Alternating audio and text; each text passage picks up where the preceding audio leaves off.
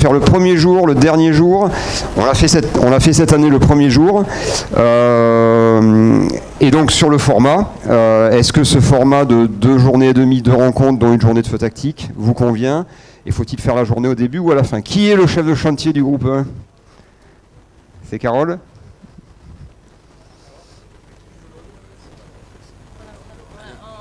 Vous n'avez pas répondu à cette question? Ok.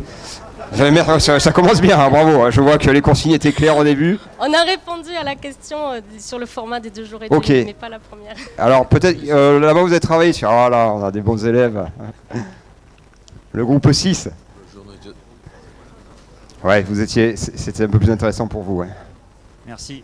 Alors c'est pas forcément un avis unanime, hein, mais c'était de dire si on doit faire différemment et qu'on souhaite dans le réseau du brûlage dirigé et du feu tactique évoluer d'un réseau tactique à un réseau d'influence, est-ce qu'il ne faudrait pas définir des axes d'évolution à l'issue de jours de retour d'expérience et à l'issue de ces réflexions, les présenter à nos grands directeurs qui étaient présents cette première journée, le grand directeur de l'Entente, de Valabre et les différents directeurs des SDIS, afin qu'ils aient la genèse d'un travail, ou en tout cas des axes d'évolution à venir dans le cadre du feu tactique.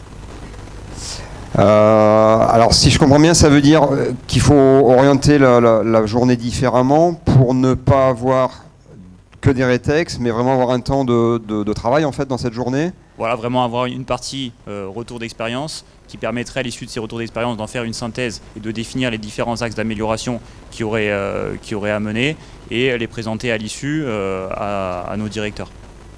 Ouais, réflexion intéressante, merci.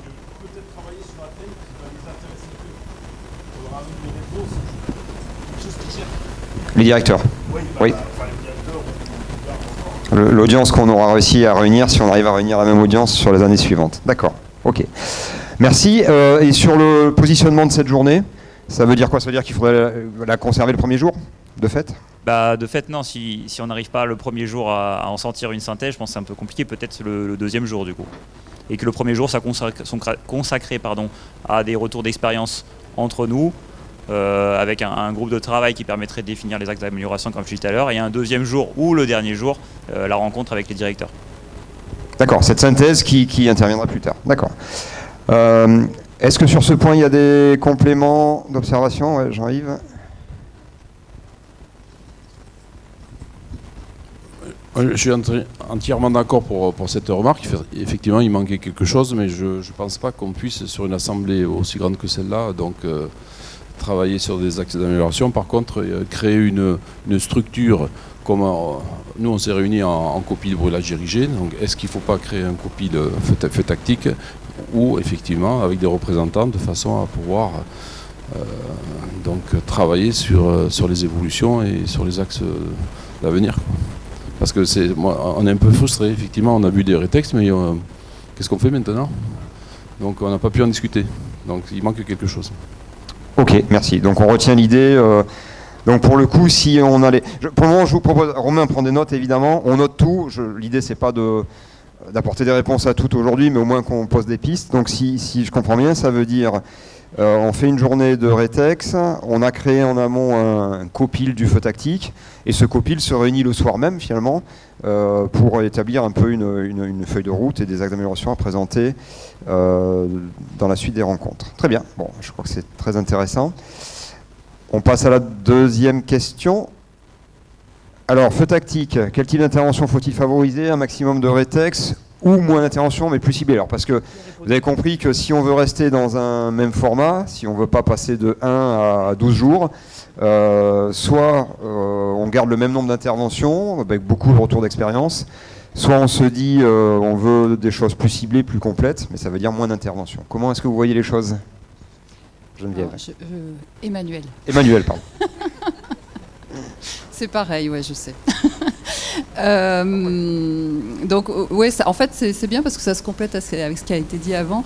Il y a des propositions de fait pour... alors, un maximum de rétex, c'est bien, mais il faut quand même que ce soit des rétex marquants. Et donc, on avait une proposition pour qu'en fait, chaque cellule réfléchisse en amont des rencontres à 1 ou 2 rétex intéressants, qu'elle le soumette à un copil, que le COPIL fasse un choix là-dedans, et pour que soit présenté en fait sur un même modèle avec une trame en fait d'intervention commune, ces rétextes à l'ensemble au moment des rencontres. Donc en fait ça se complète bien finalement avec ce qui a été dit avant. On va doucement vers l'idée soutenue du COPIL feu tactique. D'accord. Bon. Et c'est intéressant que ce soit nos représentants des chambres notamment qui ont travaillé sur la question du feu tactique, mais je pense que c'est très bien. Ils se sont couchés moins tard que les autres. Ils peuvent plus parler. Merci. Est-ce qu'il y a des remarques? Oui. Là-bas au milieu, Laurent. J'ai Laurent, je vais corner tous les prénoms aujourd'hui. Mais... C'est Denis. Oui, sur les rétex, ça serait intéressant aussi de faire un bilan de la surface qui a été brûlée en feu tactique et de la surface qu'on a sauvée en milieu forestier. Je pense que ça parlerait pas mal aussi. Ouais, bonne réflexion. Nicolas, est-ce que c'est le genre de choses le genre d'éléments que tu as ou que tu peux demander dans les retours, parce que finalement c'est toi qui a synthétisé les retours? Oui, donc c'est une donnée que certains ont rapportée dans les retours. Bon, là, je ne l'avais pas demandé aussi, puisque j'avais questionné toutes les équipes avec quelques éléments clés pour faire le bilan, sans faire quelque chose de très approfondi. Par contre, pour avoir ces éléments-là, moi je pense que ça rejoint une petite ligne que j'avais marquée dans les propositions, c'est qu'il faut faire formaliser peut-être un rétex type de toutes les opérations feu tactique que chaque équipe fait, pour qu'on puisse les synthétiser et en faire un bilan avec toutes les données qu'on souhaite recueillir et puis ensuite avoir après pour comparer. Donc ça pourrait être une piste à les aimants de surface brûlée par exemple, et oui, pourquoi pas surface préservée. Ça peut être des éléments qui pourront être mis dans cette fiche rétex qui sera différente de la première qu'on avait faite au départ, dans les premières années avec toute l'équipe Jean-Yves. Il faut la retoiletter cette fiche, faire quelque chose qui soit après facilement synthétisable quand on fait la synthèse. Quand il y a 20-30 opérations, ça va, mais quand là il y en a 170, c'est plus la même chose. Il faut du temps pour faire compiler tout ça. Donc il faut un truc qui soit un peu plus évolué maintenant avec ces données-là. Ouais. Et juste aussi pour dire que par rapport à ce qui vient d'être dit, là, l'arbitrage des sujets, il peut intervenir que tardivement aussi, parce que la saison de feu de forêt elle vient de se finir maintenant. Donc il faut arbitrer les choses un peu à la dernière minute, un peu quoi aussi. Les sujets, vous avez vu, les programmes, ils ont évolué jusqu'à presque la veille des rencontres. Donc il faut se donner de la souplesse quand même, de prendre les bons rétex jusqu'à la fin. Réunir le COPIL pour ça, moi ça me paraît lourd. On va faire des réunions pour... je pense qu'il faut... il y a l'équipe organisatrice. Bon, il y a un échange avec quelques membres du groupe. Pourquoi pas le COPIL définir en amont les thématiques, les principales thématiques qu'on veut, et après dans le détail, il faut que ce soit plus souple, je pense. Oui, juste pour ajouter un point, c'est vrai que là on va un petit peu dans ce qui est à la mode en ce moment, le coût du sauvé.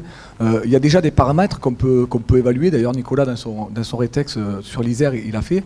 C'est-à-dire que grâce au feu tactique, le lendemain on a pu libérer 160 sapeurs-pompiers. Ça je pense que c'est des choses que d'ores et déjà on peut intégrer pour les mettre en avant, parce que c'est quand même une très grosse plus-value. 160 pompiers, ça parle à tout le monde, c'est dimensionnable.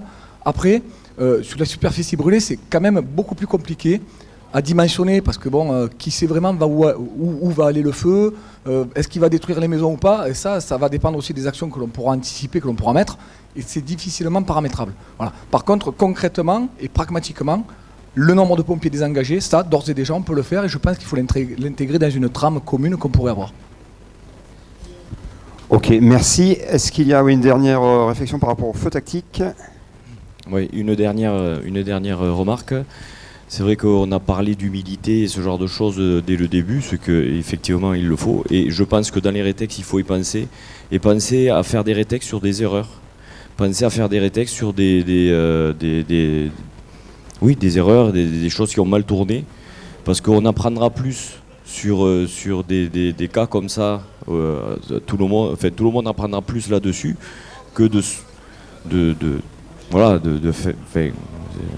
j'ai pas les mots là, mais de voir que du bien, du beau, ah ouais super, on se congratule et tout, mais en fait on est tous dans cet axe-là. Donc, si on nous montre des erreurs et on nous montre un peu comment on peut s'en sortir et ne pas les renouveler, dans les différents départements, ça c'est de bons rétex aussi. Sur ce que tu dis, c'est en effet, je pense que c'est la trame qu'il faut travailler, c'est-à-dire que certains l'ont fait dans les diaporamas des rétex, c'est-à-dire qu'est-ce qui a bien fonctionné, qu'est-ce qui a moins bien fonctionné et quelles leçons on en tire. Je crois il faut mettre en effet ce qui a moins bien fonctionné. Je vous ai fait le rétex par exemple, vous savez, les 2 feux qui sont à côté, machin et tout. Ça a été une grosse problématique et c'est bien de la partager pour que chacun puisse prendre en compte, savoir que ça peut arriver. Et que c'est quand même problématique avec les avions, etc., etc. Mais par contre, il faut aussi mettre en avant, je pense, ce qui a bien fonctionné, parce que c'est quand même l'intérêt de notre technique, il est là, quoi. Ok, merci, très intéressant. Donc ça veut dire que quelque part, on est plutôt sur l'idée des interventions plus ciblées, en mettant l'accent sur ce qui n'a pas bien fonctionné, ce qui a bien fonctionné. Moi, j'ai beaucoup aimé l'intervention de Vincent, qui a mis un focus sur la question des moyens aériens. Ça n'a pas forcément mal fonctionné, plutôt bien, mais c'était intéressant. Merci beaucoup. On passe à la suite. Alors le groupe 3. Carole, vous avez travaillé sur quoi en fait? La question 6, non? D'accord, bon, on te donne la parole après. Alors. Le groupe 3, faut-il une sortie de terrain? Alors, par rapport à cette question, on proposait de créer une commission. Bien sûr, c'est une boutade. Non, concernant la sortie terrain, effectivement, le consensus du groupe qui ressort, c'est que la sortie terrain n'est pas forcément indispensable. On y trouve plus d'inconvénients que d'avantages, sauf à vraiment avoir une plus-value sur une visite. Et je mettrai un bémol, et sous réserve qu'on ne puisse pas le faire en salle avec des outils vidéo notamment, qui nous permettent de montrer cette plus-value, enfin d'apporter cette plus-value d'une expérience terrain.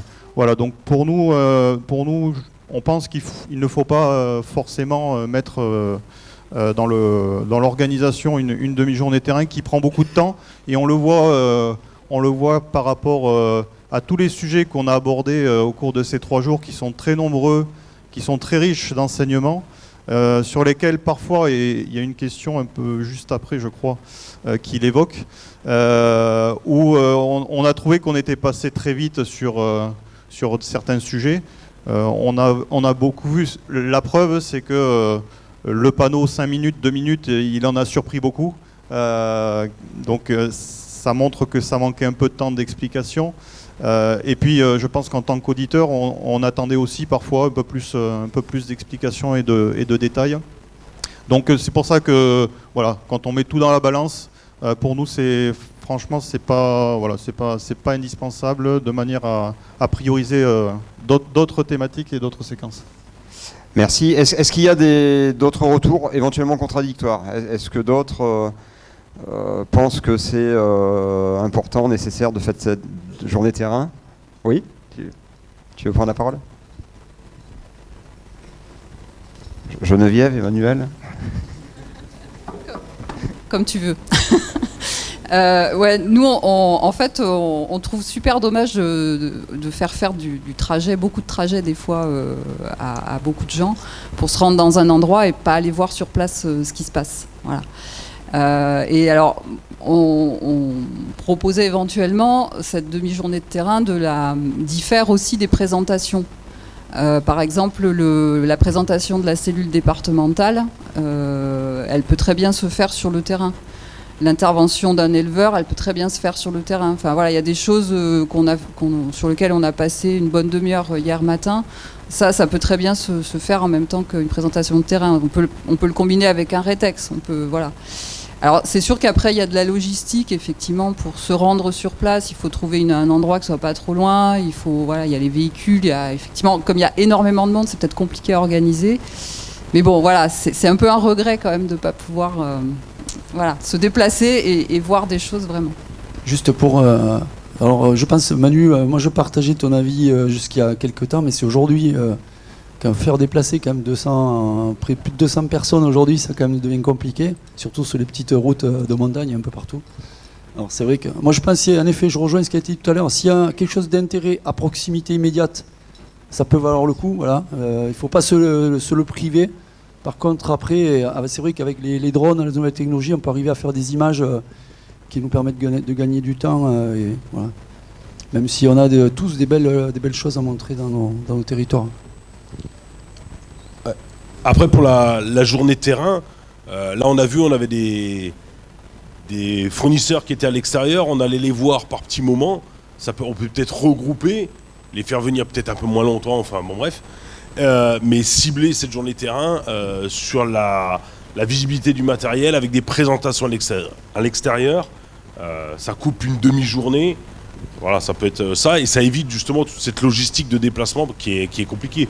Plus on est nombreux, si on était 50 personnes, c'est plus simple qu'à 250. Hein. Ok, merci. C'est un vrai sujet, on s'est posé la question avec Nicolas, et on voulait vous entendre parce que je pense qu'il faut qu'on le construise ensemble. Oui, Carole. Effectivement, en réponse à Manu, est-ce qu'on ne pourrait pas le proposer en atelier complémentaire plutôt qu'aller visiter un site touristique pour ceux qui le souhaitent approfondir sur la cellule départementale qui accueille, voilà, donc de le faire en option. Oui, c'est ce qui se fait d'ailleurs dans les conférences internationales en général. C'est le study tour de fin, c'est une demi-journée ou une journée complémentaire. Facultative, et étant complémentaire et facultatif, il y a moins de monde, on aurait sans doute beaucoup moins que 200 personnes. Ça peut être une idée, ouais, merci. Une dernière réaction par rapport à ça? Non? Alors, le groupe 4, là-bas, Vincent.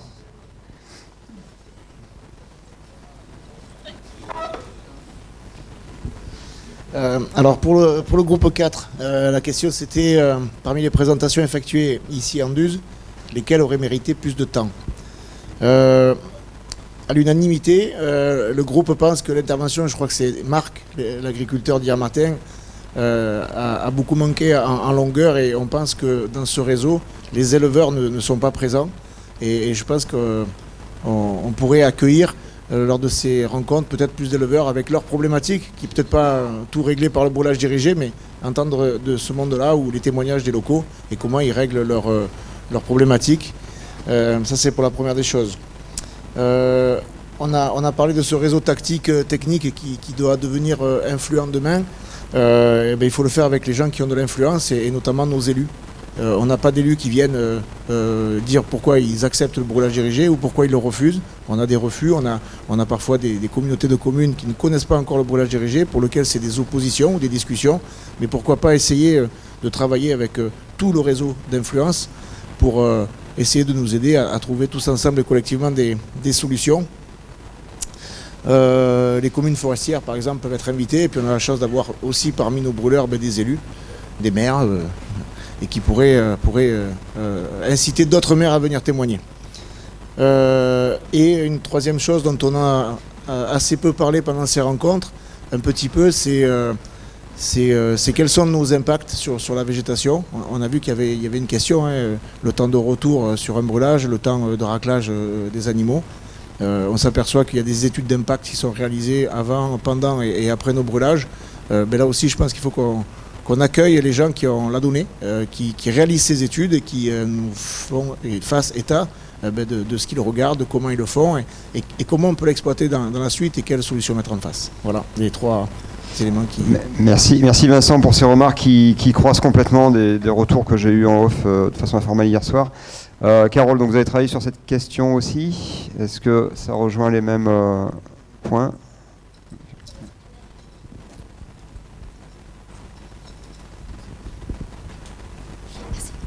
Oui, complètement. Après, effectivement, on a déjà travaillé un peu off sur ces questions hier soir.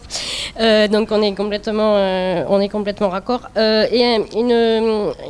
Par rapport à la question et du groupe de travail ici présent, il y avait effectivement une demande de développer davantage des présentations qui ont un lien avec l'actualité, de faire pareil aussi un approfondissement par rapport à ça.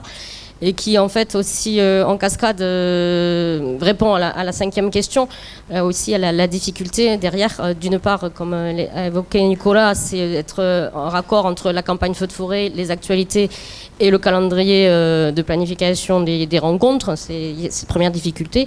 Et augmenter certaines présentations, ça veut dire survoler, voire en évincer quelques-unes, et avec un arbitrage qui n'était pas forcément très simple à faire, quoi. Merci. Alors je propose qu'on passe tout de suite à la question 5 et puis on reviendra après s'il y a des compléments parce que les deux sont liés. Alors, Laurent. Oui, bah en fait, on s'est dit, alors, on a été très studieux, on a travaillé sur les 5 questions, hein, histoire de... Non, mais donc c'est dans les thématiques en fait qu'on estimait pouvoir être allégées. En fait, ça rejoint un petit peu ce qui a été dit dès le départ, c'est-à-dire que le rétexte entre guillemets quantitatif, voilà, est pas forcément le plus instructif, le plus valorisant, que ce soit pour les feux tactiques ou pour le brûlage. Et il y a globalement une envie, une appétence pour creuser plus certaines thématiques. Alors donc peut-être voilà, dans la journée du milieu, de se dire qu'on a voilà, peut-être une demi-journée par thématique, mais sur 2 points identifiés à l'avance, alors peut-être voilà, avec des sondages ou autres, ou de l'actualité, et que donc si retour d'expérience il soit orienté sur l'illustration de ces thématiques, en bien ou en opportunité ou en difficulté, et qu'on puisse repartir avec un peu moins de questions et un peu plus de réponses, même si c'est difficile en assemblée comme ça d'arriver à repartir avec des certitudes. Mais voilà, on a parlé de l'intervention du collègue du parc, par exemple, extrêmement intéressant, très court, trop court. Voilà, là on parle des questions relatives à la santé des opérateurs, voilà, il y a tellement à dire. Donc en fait, ou même sur le matériel, enfin peu importe. Donc voilà, je pense que l'idée c'est peut-être de moins rentrer sur du quantitatif, que ce soit en bilan de formation, en bilan de campagne de brûlage. Bon, il faut en dresser quelques éléments, mais ça pourrait être juste l'introduction, voilà, pour dire quel a été un petit peu le déroulé de l'année, et directement de ressortir des points thématiques. Très bien, merci. Est-ce qu'il y a des compléments sur les questions 4 et 5 qui sont très liées? Autre chose à ajouter? Je voudrais rebondir sur ce que tu as dit, Laurent, parce que le questionnaire que vous renvoyez, donc là ça concerne principalement le brûlage, effectivement c'est très quantitatif. Donc, et cette année, j'espère que vous avez remarqué que j'ai plus accentué dans le sens dont tu parlais, c'est-à-dire de relever les éléments de texte que vous m'envoyez. Donc juste, si je fais cette remarque, c'est n'hésitez pas à raconter la vie de la cellule au-delà des chiffres. Il y en a qui jouent le jeu, hein, vous savez qui, puisque vous écrivez les bilans, et il y en a qui ne me mettent que les chiffres, donc je peux mettre que les chiffres. Et c'est pas forcément représentatif de la vie de la cellule. En fait, peut-être ce qu'il faudrait faire, c'est avoir une sorte de double échange, un échange à la sortie des rencontres sur justement la thématique, avec voilà, qu'est-ce que vous souhaiteriez approfondir, et les gens peuvent aussi illustrer quelles sont leurs difficultés par rapport à telle ou telle thématique. Et là, on a du commentaire un peu général. Et simplement, en préparation des rencontres en tant que telles, là, juste faire le bilan d'activité pour avoir quand même une vision un petit peu de ce qui se passe. Mais je pense que le recueil des thématiques et des commentaires, c'est une très bonne chose. Peut-être qu'il faudrait le faire au terme des rencontres, voilà, en débrief, un petit... Enfin, ce serait peut-être une manière de... Est-ce qu'il laisse le temps aussi de se projeter, parce que c'est ce qu'a dit Nicolas tout à l'heure, si on veut préparer une thématique, on ne peut pas le faire 3 jours avant. Donc ça veut dire qu'il faut forcément un petit peu avoir le temps de se retourner. Juste pour préciser, mais non, je ne suis pas d'accord avec toi, dans la mesure où tu ne peux pas demander aujourd'hui la thématique de l'année prochaine. Denis me dit qu'ils se sont fait casser la gueule dans un brûlage, je ne peux pas dire, dites-moi ce que... Donc non, je pense qu'il faut laisser la liberté, justement, sur la vie des cellules, qui me racontent ce qu'ils veulent. S'ils font des tests de camions, ils font des tests de camions, ils le disent, on en parle, c'est règle complète. Mais je comprends. Pour le brûlage. Hein. Il y a un problème de temporalité qu'il faudra qu'on règle en effet par rapport au retour des cellules et l'organisation des rencontres. Y a-t-il un dernier point? Parce qu'on risque de finir un peu tard sinon. Je pense qu'on commence à être fatigué. On a encore une séquence quand même. Oui, voilà. C'est bon.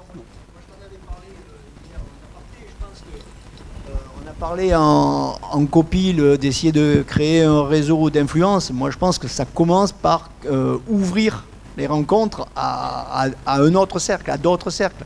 Bon, on voit que les problématiques environnementales sont aujourd'hui majeures, que ce soit la protection de la biodiversité, que ce soit la qualité de l'air. Moi, je pense que ça serait bien quand même que dans ces rencontres puissent venir des gens qui portent ces thématiques et qu'en fait, les praticiens que vous êtes puissent débattre avec eux.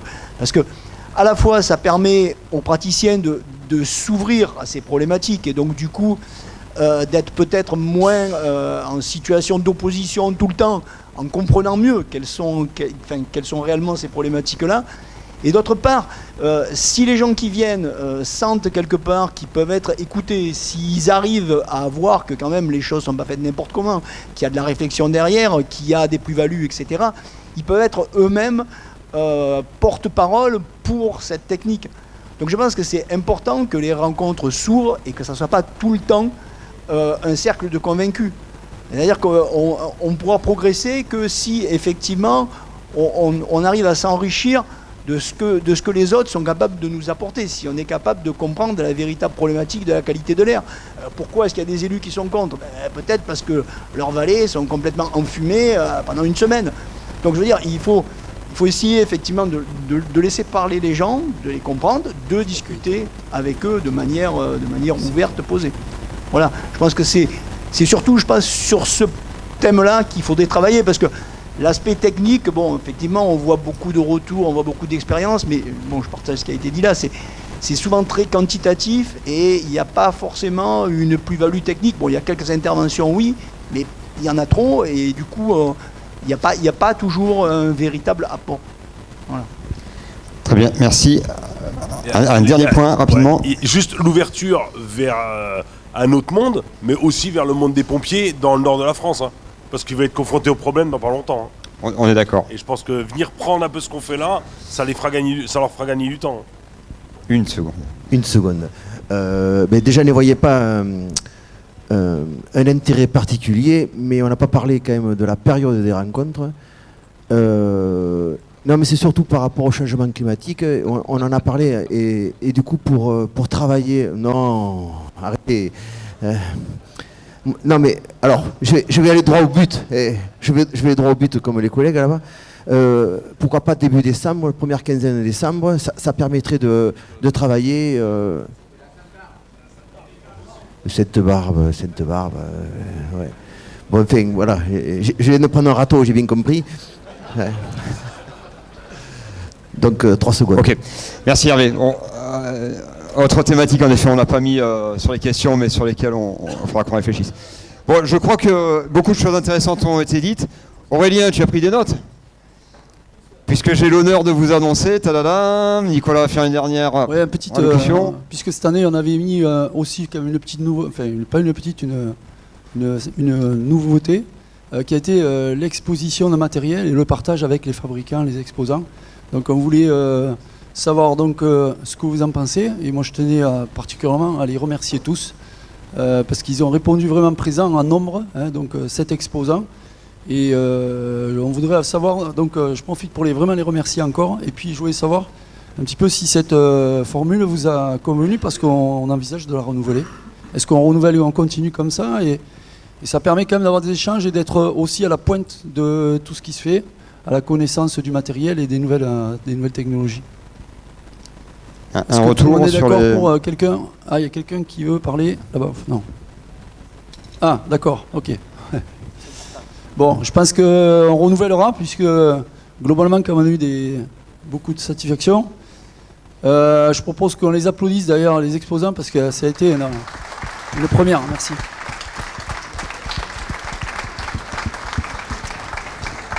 Merci, donc les exposants ont pris date pour l'année prochaine. Et donc, vous pouvez prendre acte des rencontres 2023 qui seront organisées dans l'Hérault. Et on peut applaudir très fort l'équipe de l'Hérault qui s'est proposée pour organiser les rencontres 2023. Aurélien, tu veux dire un mot ou tu le feras l'année prochaine?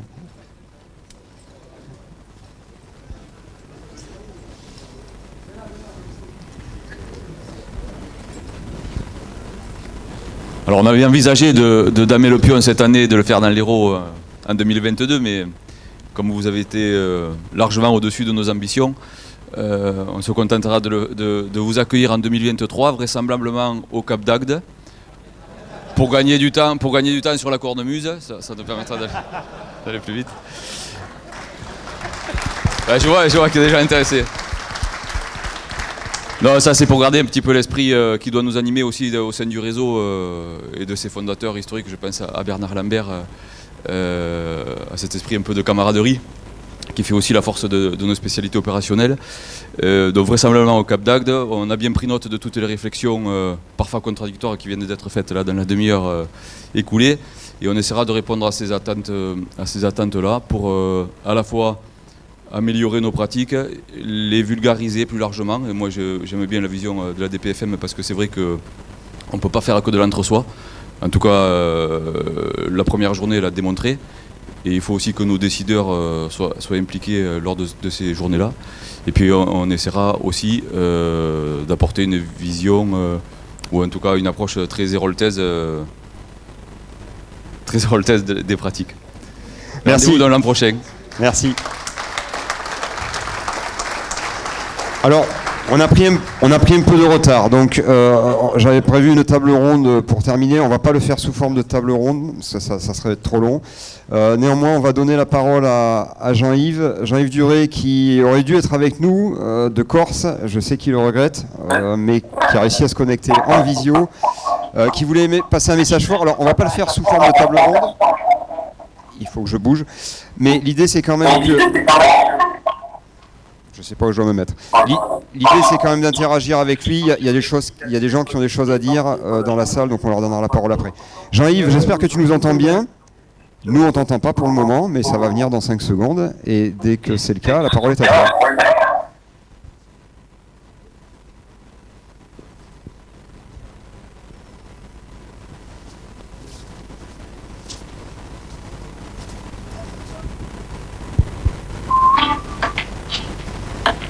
Jean-Yves, tu nous entends? Oui, là je vous entends.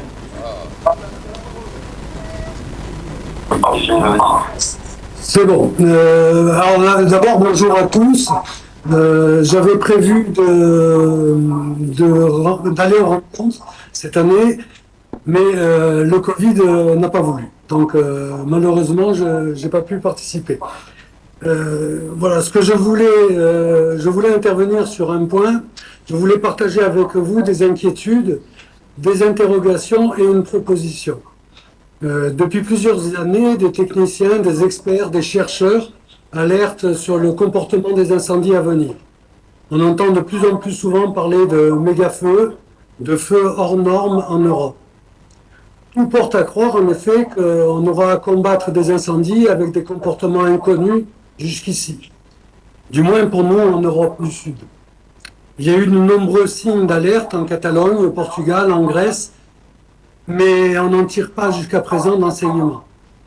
L'été 2022 a montré des feux atypiques dans le sud-ouest, dans le Gard, un peu partout. J'ai eu de nombreux témoignages d'amis qui ont participé à la lutte contre ces incendies, et le point commun de ces témoignages, c'est on n'a jamais vu ça. Sachant que ces amis témoins, pour certains, ont une grande expérience par de nombreuses années de lutte FDF. Pour se préparer au comportement de ces feux à venir, on entend parler de plusieurs pistes. On entend parler d'acquisition de matériel terrestre et aérien, renforcement des moyens humains, aménagement du territoire. Tous ces thèmes sont débattus dans des instances et de nombreuses propositions jaillissent. Là, j'ai plus le retour, Nicolas. Pourtant, il y a une proposition qui n'est malheureusement quasiment jamais mise en avant. Apprendre à connaître l'ennemi. Apprendre à anticiper sur le comportement de ces feux.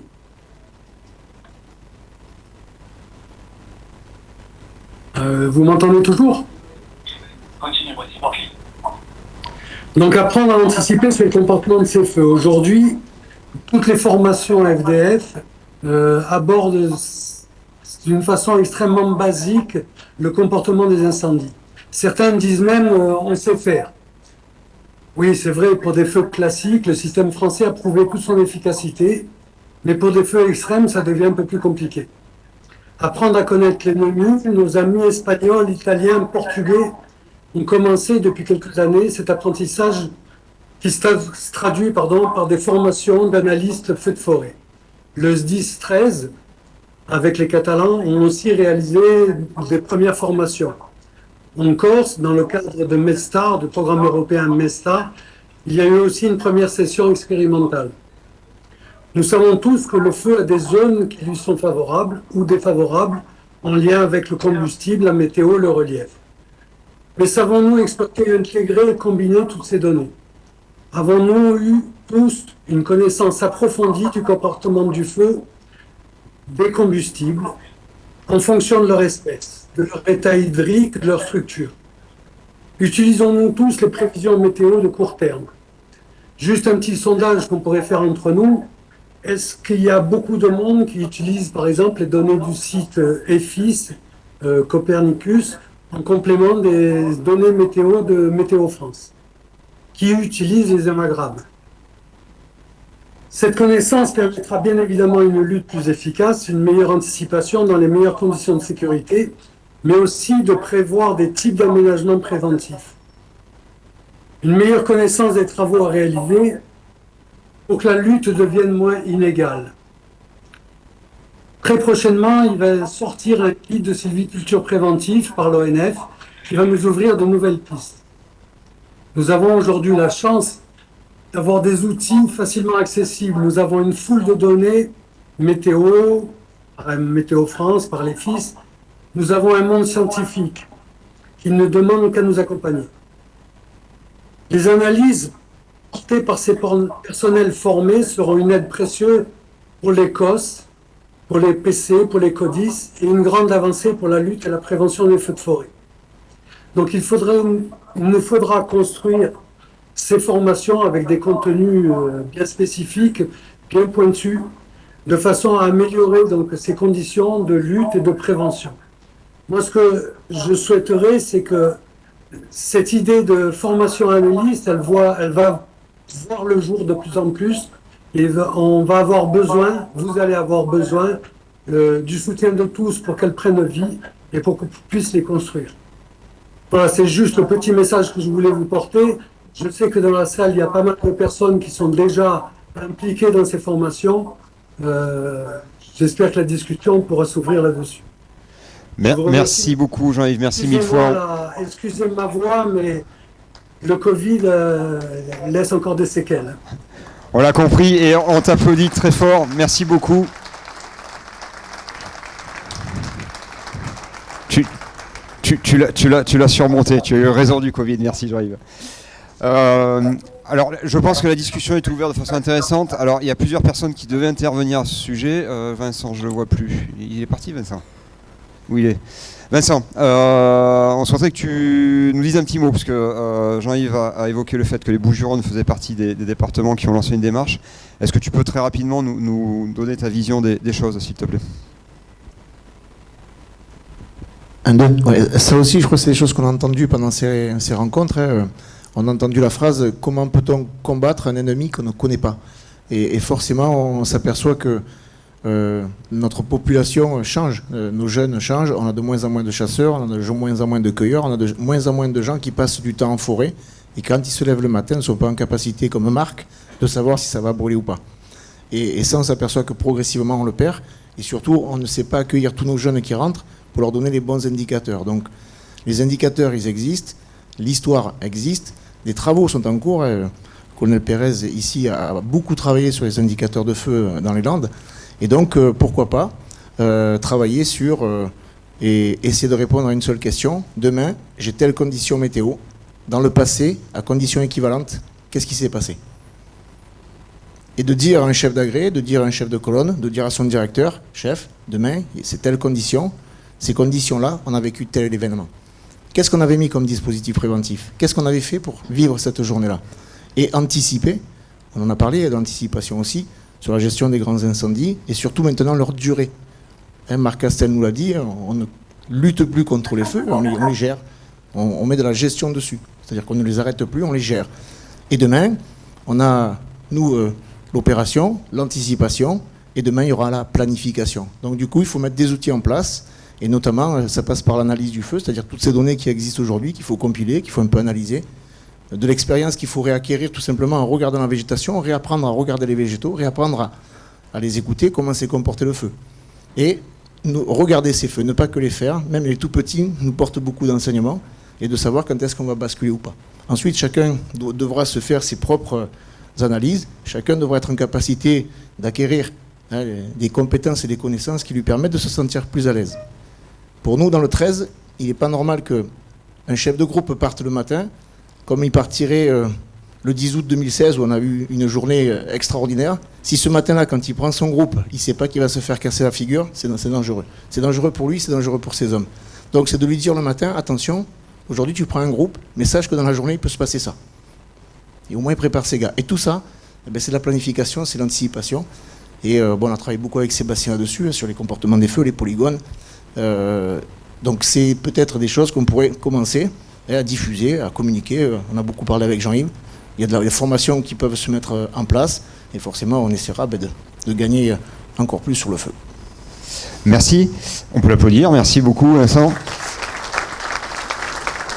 Alors, juste, on va donner la parole à Jean-Yves Pérez, parce que tu as évoqué le travail qui est fait côté sud-ouest sur ce sujet. Je voudrais juste que la discussion ne porte pas que sur la lutte. Vous avez entendu Marc Castelnou hier qui nous a expliqué comment ils partent de ça pour faire la prévention. On pourrait discuter avec les élus, on en parlait tout à l'heure, avec les gestionnaires, sur la part du feu qui va être faite, sur les choix stratégiques en termes de prévention. Donc même si ça paraît très pompier, très orienté pompier, cette discussion, gardons à l'esprit qu'on n'est pas une assemblée de pompiers ici, et gardons à l'esprit que même dans le domaine de la prévention, il va falloir qu'on arrive à évoluer. Jean-Yves. Bon, je pense que cette intervention était très, très importante parce que ça fait des années qu'on a des compétences qui sont partagées. Donc je te rejoins en disant que c'est pas qu'une seule catégorie de profession qui doit mener ces qualifications ou ce niveau un peu supérieur avec beaucoup de recul et beaucoup d'humilité. Mais donc je pense qu'il y a les forestiers, il y a les chercheurs. Donc je pense depuis le temps qu'il y a beaucoup de personnes qui travaillent sur la problématique feu de forêt, il y en a qui ont consacré des carrières. Je pense que ce serait dommage de ne pas mettre tout ça en commun, donc pour avoir cette vision d'anticipation, de planification et de recul. Donc sur les feux qu'il y a eu donc en Aquitaine, moi je suis intervenu pour voir, donc je suis arrivé pour aider nos collègues girondins. Et j'avais ce recul, et ça c'est indispensable d'avoir le recul, ça c'est en opération, mais en anticipation, en connaissance du milieu, de la réaction des végétaux, les stress hydriques. Nous cette année on a pu remarquer que les pins maritimes, ils émettaient des vapeurs inflammables, et les houppiers n'ont pas brûlé, mais tout le tronc était noirci jusqu'en haut, donc ça veut dire qu'ils résinaient, donc il y avait ils se sont comportés différemment que d'habitude. D'habitude on a les houppiers qui sont brûlés jusqu'en haut, et là c'était pas le cas. Bon, il y a beaucoup de compétences qui ont été acquises. Il ne faut pas grand-chose pour pouvoir les mettre en commun. Il faut peut-être former, avoir un programme de formation. Mais il faut aussi avoir une vue la plus large possible. Donc notre problématique, moi je parle pour les pompiers, c'est qu'on a des vues restreintes, étriquées. C'est un petit peu ce que Marc nous a dit hier. Donc nous on n'est pas présents. Donc par rapport à tous les travaux qu'il a fait, donc il a cité tous les pays, et nous on n'était pas représentés. Je pense qu'il faut qu'on s'ouvre sur l'extérieur, qu'on parte du terrain, de la végétation, du comportement du feu, de la prévention, de la lutte, de la surveillance. Bon, je pense qu'il faut vraiment avoir une vue très très large de la problématique des feux de forêt. Mais pour ça, bon, on ne peut pas le faire. C'est pas une seule personne qui est compétente pour tout ça. Donc il faut qu'on ait une réflexion commune avec tous les gens qui ont consacré une bonne partie de leur carrière sur ce sujet, en intégrant. Bon, le berger d'hier, il a été extraordinaire. Moi j'étais le voir, je l'ai remercié, je lui ai dit, vous êtes le formateur des formateurs. En 2 minutes, il nous a fait une démonstration de l'humilité et de la compétence. Merci Jean-Yves. Alors, encore une fois, pour que ça reste pas trop pompier, même si Jean-Yves, qui a pris la parole au début, n'est pas pompier, on a prévu de donner la parole soit à Marc, soit à Laurent de l'ONF. Est-ce que quelqu'un veut prendre la parole? Est-ce qu'il y a des réactions par rapport à ça, notamment chez les non-pompiers, pour avoir cette vision un peu sur la prévention et... Marc, tu veux dire un mot, ou Laurent, je sais pas? Non? Laurent? Oui. Oui, alors ça va faire vraiment écho à ce qui vient d'être dit, mais alors forcément côté forestier, on En tout cas, en France, voilà, il y a les pompiers d'un côté, les forestiers de l'autre. C'est pas le cas de tous les pays où certains corps sont un peu plus mixtes. On voit, par les rencontres qu'on fait actuellement, par nos activités le reste de l'année ou par les formations qu'on commence à partager, qu'on a vraiment beaucoup à apprendre les uns des autres et un bénéfice réciproque. Voilà, quand on dit 1 + 1, ça fait même parfois plus que 2. C'est un peu le cas quand on est vraiment capable d'échanger les points de vue, les attentes aussi, parce que encore une fois, pour que ça marche, il faut que tout le monde y trouve quand même son compte.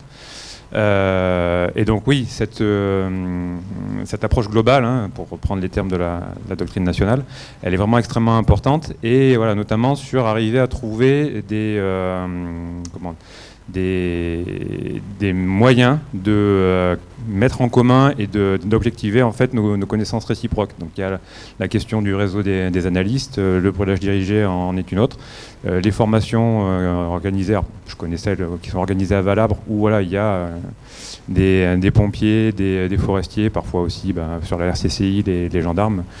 Tout ça, en fait, on a besoin en fait d'avoir tout ce réseau de compétences pour justement ensuite pouvoir arriver de manière un peu collégiale et avec surtout une vision globale de ce qu'on fait, arriver à convaincre aussi, et ça a été dit, la société civile, les élus, et voilà. Et en fait, si on y va en ordre dispersé, ça marche pas. Un argument massu pour essayer d'emporter le morceau, ça marche plus aujourd'hui. Donc il faut vraiment avoir une approche à la fois pluridisciplinaire et surtout très mesurée, parce qu'inversement en face, on peut aussi avoir d'autres problématiques qu'on n'a pas encore su prendre en compte. Et je terminerai là-dessus. Globalement, il a été question des élus. Je pense que de manière générale, et c'est un petit peu aussi ce que je retire de l'intervention des collègues catalans d'hier, c'est qu'il y a une question globale de l'aménagement du territoire. Et là, on parle bien d'aménagement de gestion. Et on n'est plus dans la lutte, on n'est plus dans... Ça va encore au-delà. Et cette approche globale, elle passe aussi par ces questions d'aménagement du territoire, avant et après. Oui, c'est Sébastien. Moi, je voudrais rebondir sur ce que dit Laurent. Effectivement, je pense que cette année 2022, elle a montré, et c'est pas moi qui le dis, c'est des spécialistes par la voix de certains directeurs qui l'ont dit, c'est qu'on était en rupture capacitaire en matière de lutte. Je ne suis pas sûr, si ces conditions se reproduisent et s'aggravent, qu'on aura suffisamment de moyens pour arriver à développer de manière quasiment infinie les moyens de lutte. Donc ça veut dire quelque part, effectivement, que cette stratégie globale, il faut y revenir, et il faut se préoccuper d'aménagement du territoire, mais pas seulement au sens de créer des pistes DFCI et des zones d'appui, mais de remettre en cause l'urbanisation telle qu'elle est faite dans certains endroits, et surtout éviter qu'elle ne se fasse de la même manière dans les territoires qui, pour l'instant, ne sont pas encore soumis aux feux de forêt. C'est-à-dire que, à mon avis, le point fondamental, c'est que les gens qui finalement construisent notre paysage, notre urbanisation, etc., ils aient en tête ce risque feu de forêt, ce qui, à mon sens, aujourd'hui, n'est pas le cas. C'est-à-dire que c'est un risque, on le voit bien, qui, par rapport aux autres risques type inondation, est nettement minimisé. Alors, on comprend pourquoi, parce qu'évidemment, nous, on a rarement des morts en matière de feu de forêt. Mais cette notion d'aménagement du territoire au sens large, elle est essentielle. Et puis, il faut aussi quand même insister sur le fait que il faudrait quand même arriver à réduire le nombre de départs. Parce que ça aussi, c'est quand même une question essentielle. À partir du moment où on va réduire le nombre de départs, on va augmenter nos chances de ne pas avoir de méga-feux. Parce que les moyens seront moins débordés, ils seront plus présents, on arrivera à poursuivre cette méthode d'attaque des feux naissants. Et je pense qu'il faut effectivement aller convaincre les élus que l'aménagement du territoire, la façon dont l'urbanisation se fait, elle est essentielle. C'est un sujet difficile. Merci. Jérôme. Oui, alors simplement pour revenir donc sur la question et sur les propos de Jean-Yves et de Laurent, en effet, je pense que dans la salle, on est tous convaincus que ce réseau d'analyse, d'échange que l'on doit faire, alors non seulement entre nous, mais également à l'international, on l'a vu avec Marc hier et Sergio ce matin, on en est tous convaincus, sauf qu'aujourd'hui, il faut se poser la question, quel organisme, quelle institution peut porter ce réseau? Parce que là, aujourd'hui, on arrive à se réunir sur les rencontres de l'emploi intégré du feu, et ça y est, j'ai l'impression que c'est acquis de la part de nos directeurs et de nos institutions, mais ça n'a pas toujours été le cas. Et encore aujourd'hui, certains sont restés dans les départements parce qu'on n'arrive pas à les libérer pour pouvoir venir, etc., etc. Donc du coup, demain, on va tous rentrer dans nos SDIS, on va tous se retrouver dans nos bureaux, mais comment on va pouvoir porter, comment nos directeurs vont pouvoir se dire, oui, ben, tiens, il faut aller échanger avec les Italiens, les Portugais, les Espagnols, les Grecs, c'est compliqué, et je pense que la vraie question qu'il faut se poser, c'est ça, parce qu'on en est tous convaincus, nous. On le sait qu'il faut passer un cap sur la formation des spécialistes du feu de forêt. Mais malheureusement, aujourd'hui, la structure n'existe pas. Très bien, merci, et merci de revenir sur le débat de la structuration du réseau, qui est quand même aussi une des clés de nos réflexions.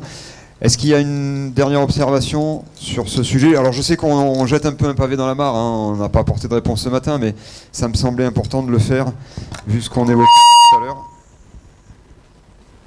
Jean-Yves, tu dis? Ouais, est-ce que Jean-Yves, tu veux dire un dernier mot si on arrive à rétablir la connexion? On te voit en tout cas. Je sais pas, maintenant vous m'entendez aussi? Et on t'entend. Vous m'entendez ou pas, non? Bon.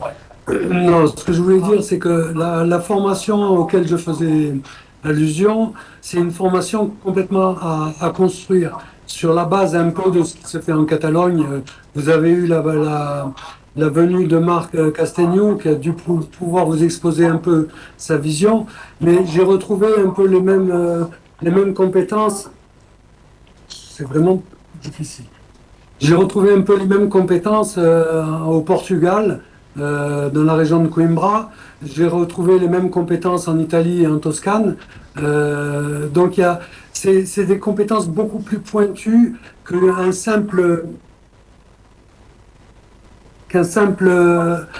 agglomérat des compétences des uns et des autres. C'est-à-dire qu'on se met ensemble pour travailler ensemble, mais pour aller beaucoup plus loin dans l'analyse du territoire. Alors un point aussi que j'ai entendu maintenant et qui est effectivement très important, c'est que ces analystes-là, ça va être une aide très importante dans le cadre de la lutte contre les incendies, mais effectivement aussi une aide très importante dans le système préventif, dans l'aménagement du territoire. Aujourd'hui en France, notamment en Corse, notre politique elle est beaucoup basée sur la politique des coupures de combustible. Mais peut-être que des fois, de nouveaux ouvrages qui vont simplement traiter un point particulier dans un massif vont avoir des résultats aussi très très importants. Donc là, on a besoin de travailler tout ça. On a besoin, en partageant nos compétences, c'est vrai, mais en allant chercher des compétences ailleurs, on a besoin d'approfondir tout ça et d'avancer dans ce domaine. Merci beaucoup Jean-Yves, et je vous propose d'applaudir l'ensemble des intervenants de cette séquence. Et je crois qu'il va être l'heure de terminer ces rencontres. Donc je vais inviter le contrôleur général, directeur, chef de corps et directeur du SDIS 30 à me rejoindre. Monsieur le contrôleur général, en vous remerciant mille fois pour votre accueil, votre présence et pour ces magnifiques rencontres que votre équipe a organisées, mais je vous laisse dire le mot de la fin. Merci beaucoup Sébastien. D'abord, merci d'avoir choisi le département du Gard pour organiser ces 31e rencontres. Pour nous, c'est quelque chose d'extrêmement intéressant. Bon, ce que je vous propose peut-être, c'est si l'équipe d'organisation pouvait me rejoindre ici sur scène, ça vous permettrait de les remercier toutes et tous. Et puis dans l'attente qui nous rejoignent, je voulais vous dire tout le plaisir qu'on a eu de vous recevoir dans ce magnifique département du Gard et dans ces Cévennes. J'espère que ces rencontres, j'ai pas pu assister à tout, mais j'espère que ça s'est très bien passé et que vous avez pu beaucoup échanger et puis passer quelques moments de convivialité, je crois, qui ont été particulièrement appréciés. Et notamment, vous en êtes vus, je crois, pour fermer les fenêtres du train hier soir pour monter jusqu'à Saint-Jean-du-Gard. Mais je crois qu'on a tous eu des difficultés dans ce domaine-là. C'est pas nouveau. Donc, moi, si vous voulez, sur le plan technique, le brûlage dirigé et le feu tactique, moi je m'en remets à nos spécialistes du SDIS du Gard qui, vous le savez, sont nombreux. Le message que je voulais vous faire passer à mon niveau, et c'est surtout pour ça que je me suis permis hier en fin de matinée de faire venir un certain nombre de mes collègues, un certain nombre de mes éminents collègues qui sont chargés de la lutte contre les feux de forêt en France, chef d'état-major de la zone sud, le directeur du SDIS 13, le directeur du SDIS 66, le directeur de l'école qui forme à toute la formation feu de forêt en France. Le message qu'on voulait vous faire passer, c'est important, c'est que nous avons besoin dans la mission qui est la nôtre de la lutte contre le feu de forêt, nous avons besoin du brûlage dirigé, nous avons besoin de gens qui savent faire du feu tactique. Ça, c'est évident. C'est un élément parmi d'autres. La lutte contre les feux de forêt en France et dans les autres pays d'Europe passe par plein de choses, la lutte aéroterrestre, l'organisation, le renforcement, tout ce qu'on veut, mais ça passe aussi par des brûlages dirigés qui se font en saison hivernale, qui permettent de faire des coupe-feux, qui permettent de faire plein de choses, et par des gens qui savent faire du brûlage tactique. Pour nous, c'est très important, soyez-en sûrs, continuez à améliorer les techniques, les tactiques, on a besoin de vous. Voilà, c'est le message que je voulais vous faire passer. En tout cas, voilà toute l'équipe d'organisation de ces journées que je remercie, que je félicite particulièrement. Les dames sont présentes aussi. C'est comme dans la salle, elles ne sont pas majoritaires, mais vous voyez qu'elles sont essentielles dans notre organisation. Merci, mesdames, messieurs, pour tout ce que vous avez fait pour cette organisation. Merci à vous tous pour tout ce que vous faites toute l'année au quotidien pour nous, pour nos forêts et pour nous aider à améliorer cette lutte contre les feux de forêt. Merci Sébastien pour l'animation de ce réseau, c'est extrêmement important. Je vous souhaite à tous bon appétit, un bon retour dans vos foyers respectifs et j'y serai certainement pas, mais je vous dis quand même de la part de tous à l'année prochaine. Merci pour cette belle organisation. Merci à tous.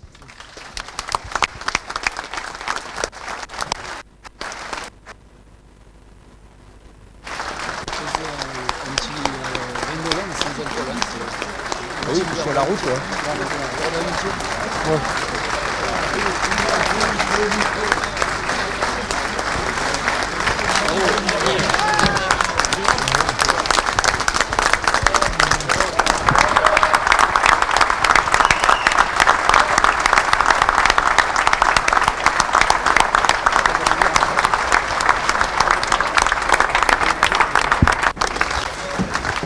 À table. On vous propose de partager le verre de l'amitié ensemble. Merci. Et merci à tous et merci aux anciens. Merci à tous encore.